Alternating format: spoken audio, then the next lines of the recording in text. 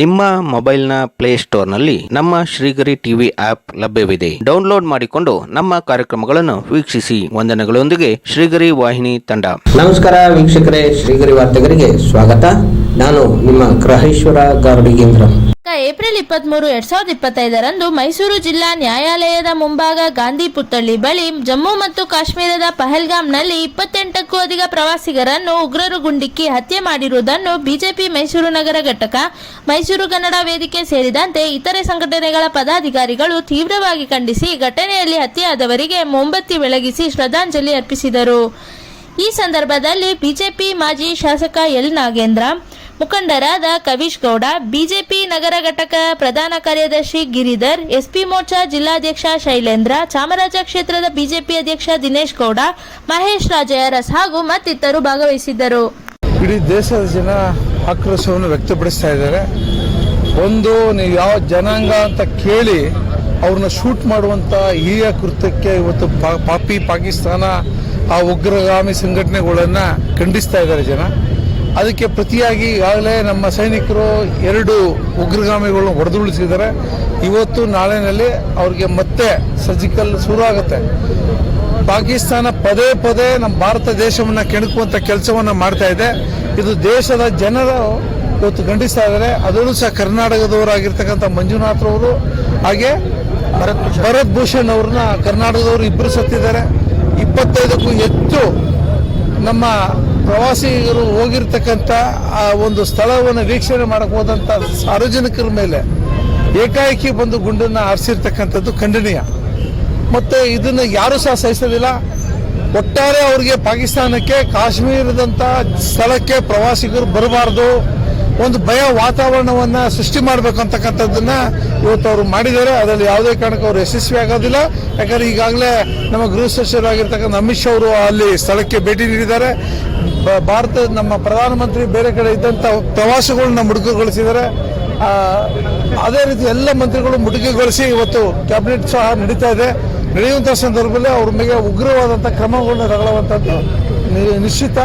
ಮತ್ತೆ ಈ ರೀತಿಯಾದಂತ ಉಗ್ರಗಾಮಿ ಸಂಘಟನೆಗಳು ಇವತ್ತು ಜಾತಿ ಹೆಸರಲ್ಲಿ ಕೇಳಿ ಹಿಂದೂ ಅಂತಕ್ಕಂಥ ಹೆಸರಲ್ಲಿ ಸುಡುವಂತದ್ದಿಲ್ಲ, ಇದು ಯಾರೂ ಸಹ ಸಹಿಸೋದಿಲ್ಲ. ಇಡೀ ದೇಶದ ಜನ ಇದನ್ನು ಖಂಡನೆ ಮಾಡಿದ್ದಾರೆ. ಅದೇ ರೀತಿ ಇವತ್ತು ಭಾರತೀಯ ಜನತಾ ಪಾರ್ಟಿಯ ಕಾರ್ಯಕರ್ತರು ಸಹ ಇವತ್ತು ಮೌನ ಮೆರವಣಿಗೆ ಮಾಡೋದ್ರ ಮೂಲಕ, ಕ್ಯಾಂಡಲ್ ಹಚ್ಚೋದ್ರ ಮೂಲಕ ಅವರ ಆತ್ಮಕ್ಕೆ ಶಾಂತಿಯನ್ನು ಕೋರುವಂತ ಕೆಲಸವನ್ನ ನಮ್ಮೆಲ್ಲ ಬಿಜೆಪಿ ಮುಖಂಡರುಗಳು ಸಹ ನಾವೆಲ್ಲರೂ ಸಹ ಮಾಡಿದೀವಿ. ಇಡೀ ಈ ಕೃತ್ಯವನ್ನ ಇಡೀ ದೇಶದ ಜನ ಖಂಡಿಸ್ತಾ ಇದ್ದಾರೆ. ಬಹಳ ಇದು ನೋವಿನ ಸಂಗತಿ. ಅವರ ಕುಟುಂಬಗಳಿಗೆ ತುಂಬಲಾಗದ ನಷ್ಟ ಆಗಿದೆ. ಆ ಭಗವಂತ ಕುಟುಂಬಗಳಿಗೆ ಶಕ್ತಿಯನ್ನು ಕೊಡಬೇಕು ಅಂತಕ್ಕಂಥದ್ದನ್ನ ಪ್ರೇಯರ್ ಮಾಡುವಷ್ಟೇ ನಮ್ಮ ಕೈಯಲ್ಲಿ ಇರ್ತಕ್ಕಂಥದ್ದು. ಅದನ್ನ ನಾವೆಲ್ಲರೂ ಸಹ ಭಾರತೀಯ ಜನತಾ ಪಾರ್ಟಿಯ ಕಾರ್ಯಕರ್ತರು ನಾವು ಮಾಡಿದ್ದೀವಿ. ಸಾರ್ವಜನಿಕರು ಸಹ ಮರಗಿದ್ದಾರೆ. ಇವತ್ತು ದೇಶದ ಪ್ರತಿಯೊಬ್ಬ ಜನನೂ ಸಹ ಆಕ್ರೋಶವನ್ನು ವ್ಯಕ್ತಪಡಿಸ್ತಾ ಇದ್ದಾರೆ. ಮತ್ತೆ ಈ ಕೃತ್ಯ ಹಿಂದೆ ಇರ್ತಕ್ಕಂಥ ಪಾಕಿಸ್ತಾನವನ್ನ ಮುಂದಿನ ದಿನಗಳಲ್ಲಿ ಯಾವುದೇ ರೀತಿಯಾದಂಥ, ಈಗಾಗಲೇ ಬೆಳಿಗ್ಗೆ ನುಸುಳುಕೋರರು ಇಬ್ಬರನ್ನ ಹೊಡೆದು ಬಿಸಾಡಿದ್ದಾರೆ ನಮ್ಮ ಸೈನಿಕರು. ಅದೇ ರೀತಿ ಇವತ್ತು ಯಾರು ಈ ಕೃತ್ಯದಲ್ಲಿ ಭಾಗವಹಿಸಿದ್ದಾರೆ 4-5 ಜನ, ಅವ್ರನ್ನೂ ಸಹ ಹೊಡಿಬೇಕು. ಮತ್ತೆ ಅವ್ರ ಹತ್ರ ಇರತಕ್ಕಂಥ ಅಪಾರವಾದ ಸಾಮಗ್ರಿಗಳನ್ನು ಸಹ ವಶಪಡಿಸಿಕೊಳ್ಳುವಂತ ಕೆಲಸವನ್ನ ಮಾಡಬೇಕು. ದೇಶದ ಸುರಕ್ಷತೆ ಬಹಳ ಮುಖ್ಯ ಅಂತಕ್ಕಂಥದನ್ನ ಸಂದರ್ಭ ಹೇಳಕ್ಕೆ ಇಷ್ಟಪಡ್ತೀನಿ. ಸರ್, ಈಗ ಇಂಟೆಲಿಜೆನ್ಸ್ ಪೂರ್ತಿ ವಿಫಲಗೊಂಡಿದೆ. ಪ್ರಧಾನಮಂತ್ರಿ ಅವರು ಇದಕ್ಕೆ ಅನರ್ಹರಲ್ಲ, ಕಾರಣ ಅಂತ ನೋಡಿ ಕೇಳಿ. ಮಹದೇವಪ್ಪ ಅವರು ಟ್ವೀಟ್ ಮಾಡ್ಕೊಂಡಿದ್ದಾರೆ. ಮಹದೇವಪ್ಪ ಅವರಿಗೆ ಒಂದು ದೇಶದ ಗೌರವ ಮುಖ್ಯ ಅಲ್ಲ, ರಾಜಕೀಯ ಮುಖ್ಯ ಆಗ್ತದೆ ಅವ್ರಿಗೆ. ಇವತ್ತು ನಾವೆಲ್ಲರೂ ಸಹ ಸೇರಿ ಆ ಉಗ್ರಗಾಮಿ ಸಂಘಟನೆಗಳ ವಿರುದ್ಧವಾಗಿ ಹೇಳಿಕೆ ಕೊಡಬೇಕಾಯ್ತು. ಪಾಕಿಸ್ತಾನದ ವಿರುದ್ಧವಾಗಿ ಹೇಳಿಕೆ ಕೊಡಬೇಕಾಯ್ತು. ಒಂದು ಹೇಳಿಕೆ ಕೊಡಬೇಕಾಯ್ತು. ಅದ್ರ ಬದಲು ಅವ್ರ MLA ಒಬ್ರು ಹೇಳ್ತಾರೆ ಏನ್ 370 ಆಕ್ಟ್ ತೆಗೆದಕ್ಕೆ ಈ ತರ ಆಗೋಯ್ತು ಅಂತಕ್ಕಂಥದ್ದು ಶ್ರೀರಾಮ್ ಪಂಡಿತ್ MLA ಹೇಳ್ತಾರೆ.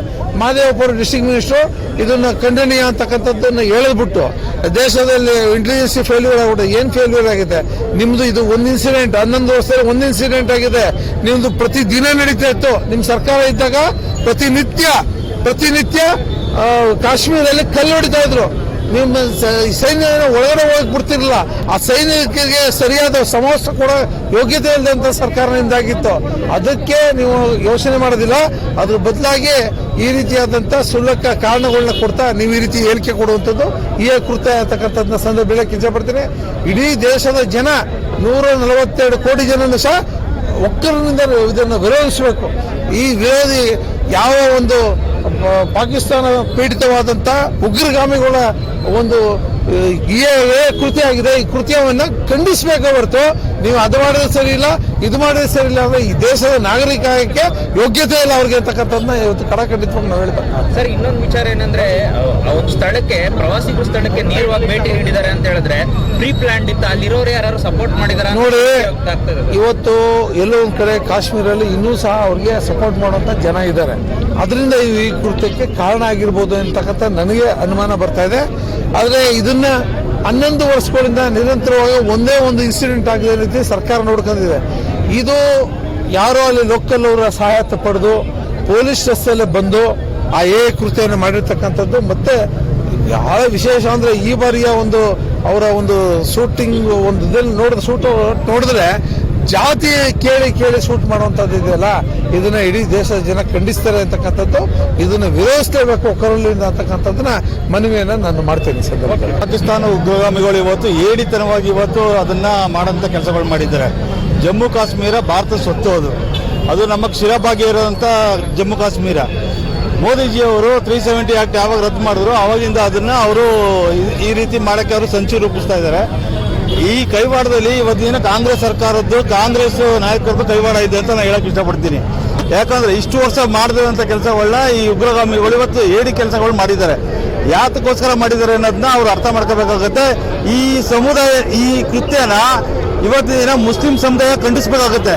ಭಾರತ ದೇಶದಲ್ಲಿರುವಂಥ ಮುಸ್ಲಿಂ ಸಮುದಾಯದವರು ಈ ನೆಲದ ಜಲ, ನೆಲ, ಗಾಳಿನ ಕುಡಿದಿವತ್ತಿನ ಈ ಕೃತ್ಯಕ್ಕೆ ಕಾಂಗ್ರೆಸ್ ಪಕ್ಷ ಪರೋಕ್ಷವಾಗಿ ಇವತ್ತು ಅವ್ರಿಗೆ ಉಗ್ರಗಾಮಿಗಳಿಗೆ ಇವತ್ತು ಅವರು ರಕ್ಷಣೆ ಕೊಡ್ತಾ ಇದ್ದಾರೆ, ಕುಮ್ಮಕ್ ಕೊಡ್ತಾ ಇದ್ದಾರೆ, ಅವರು ಪ್ರೋತ್ಸಾಹ ಕೊಡ್ತಾ ಇದ್ದಾರೆ.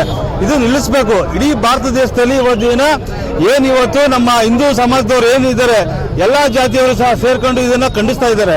ಯಾಕಂದ್ರೆ ಇಂಥ ಕೃತ್ಯ ಮಾಡೋಂಥ ಕೆಲಸಗಳು ಯಾವ ಗಂಡಸ್ತನ ಮಾಡೋಂಥ ಕೆಲಸಗಳಲ್ಲ. ಇದು ಪಾಕಿಸ್ತಾನದ ಒಂದು ಅಂಗ ಸಂಸ್ಥೆ ಮಾಡ್ತಾರಂತ, ಉಗ್ರಗಾಮಿ ಸಂಸ್ಥೆ ಮಾಡ್ತಿರೋದು. ಈಗ ಆಲ್ರೆಡಿ ಒಪ್ಕೊಂಡಿದ್ದಾರೆ. ಇದಕ್ಕಾಗ ಆಲ್ರೆಡಿ ಇವತ್ತು ಬೆಳಗ್ಗೆ ಇವತ್ತು ನಮ್ಮ ಸೈನಿಕರು, ಭಾರತ ಸೈನಿಕರು ಇವತ್ತಿನ ಉತ್ತರ ಕೊಟ್ಟಿದ್ದಾರೆ. ಇಬ್ರು ಉಗ್ರಗಾಮಿಗಳನ್ನ ಇವತ್ತು ಕೆಡವಿದ್ದಾರೆ, ಕೊಂದಿದ್ದಾರೆ. ಹಾಗಾಗಿ ಸ್ವಲ್ಪ ಮಟ್ಟಿಗೆ ನಮ್ಗೆ ಸಮಾಧಾನ ಆಗಿದೆ. ಆದರೆ ಇನ್ನು ಯಾವುದೇ ಕಾರಣಕ್ಕೂ ಭಾರತ ದೇಶದಲ್ಲಿ ಉಗ್ರಗಾಮಿಗಳ ಅಟ್ಟಹಾಸ ಮೆರೆಯಬಾರದು. ಈ ಸಂದರ್ಭದಲ್ಲಿ ಅದಕ್ಕೆ ಭರವಸೆ ಕೊಟ್ಟಿದ್ದಾರೆ. ಮಾನ್ಯ ನಮ್ಮ ಮೋದಿಜಿ ಇರ್ಬೋದು, ನಮ್ಮ ಅಮಿತ್ ಶಾ ಜಿ ಅವರು ಇರ್ಬೋದು, ರಕ್ಷಣಾ ಸಚಿವರು ಇರ್ಬೋದು, ಎಲ್ಲರೂ ಸಹ ಕೊಟ್ಟಿದ್ದಾರೆ. ಆದರೆ ಇದಕ್ಕೆ ಎಲ್ಲ ಮೂಲ ಕಾರಣ ಪರೋಕ್ಷವಾಗಿ ಕಾಂಗ್ರೆಸ್ ಪಕ್ಷ ಇವತ್ತು ನಾಯಕರುಗಳು ಇವತ್ತು ಉಗ್ರಗಾಮಿಗಳಿಗೆ ಮತ್ತೊಮ್ಮೆ ಅವರಿಗೆ ಎಚ್ಚರಿಕೆ ಕೊಡ್ತಾ ಇದ್ದೀವಿ. ಹಿಂದೂ ಸಮಾಜ ಇವತ್ತು ಅರ್ಥ ಮಾಡ್ಕೋಬೇಕಾಗುತ್ತೆ. ಕಾಂಗ್ರೆಸ್ ಪಕ್ಷಕ್ಕೆ ಓಟ್ ಹಾಕಿದ್ರೆ ನಮ್ಮ ಭಾರತದ ಕಥೆ ಏನಾಗುತ್ತೆ, ಭಾರತದ ಪರಿಸ್ಥಿತಿ ಏನಾಗುತ್ತೆ, ಇದು ಶಾಂಪಲ್ ಕೊಟ್ಟಿದ್ದಾರೆ. ಮುಂದಿನ ದಿನಗಳಲ್ಲಿ ಹೆಚ್ಚಿನ ರೀತಿಯಲ್ಲಿ ಅನಾಹುತ ಆಗೋಕ್ಕೆ ತಪ್ಪುತ್ತೆ ಅಂತ ಈ ಸಂದರ್ಭದಲ್ಲಿ ಹೇಳ್ತೀವಿ. ಮತ್ತೆ ಮುಂದಿನ ವಾರ್ತೆಗರಿಯಲ್ಲಿ ಭೇಟಿಯಾಗೋಣ. ಶ್ರೀಗರಿ, ನಿಮ್ಮ ಮನದಾಳದ ಗರಿ. ನಮಸ್ಕಾರ. ಶ್ರೀಗರಿ, ನಿಮ್ಮ ಮನದಾಳದ ಗರಿ. ಶ್ರೀಗರಿ, ನಿಮ್ಮ ಭಾವನೆಗಳ ಗರಿ. ಶ್ರೀಗರಿ, ನಾಡಿನ ಹೆಮ್ಮೆಯ ಗರಿ. ಮನೆ ಮನಗಳ ಗರಿದು ಶ್ರೀಗರಿ, ತನು ಮನ ಧನಗಳ ಗರಿದು ಶ್ರೀಗರಿ, ವಿಶ್ವದ ದೇಶದ ನಾಡಿನ ಗರಿದು ಶ್ರೀಗರಿ. ಶ್ರೀಗರಿ ಶ್ರೀಗರಿ ಶ್ರೀಗರಿ ಶ್ರೀಗರಿ ಶ್ರೀಗರಿ, ನಿಮ್ಮ ಮನದಾಳದ ಗರಿ. ನಿಮ್ಮ ಆಂಡ್ರಾಯ್ಡ್ ಮೊಬೈಲ್ನ ಪ್ಲೇಸ್ಟೋರ್ನಲ್ಲಿ ನಮ್ಮ ಶ್ರೀಗರಿ ಟಿವಿ ಆಪ್ ಲಭ್ಯವಿದೆ. ಡೌನ್ಲೋಡ್ ಮಾಡಿಕೊಂಡು ನಮ್ಮ ಕಾರ್ಯಕ್ರಮಗಳನ್ನು ವೀಕ್ಷಿಸಿ. ವಂದನೆಗಳೊಂದಿಗೆ ಶ್ರೀಗರಿ ವಾಹಿನಿ ತಂಡ.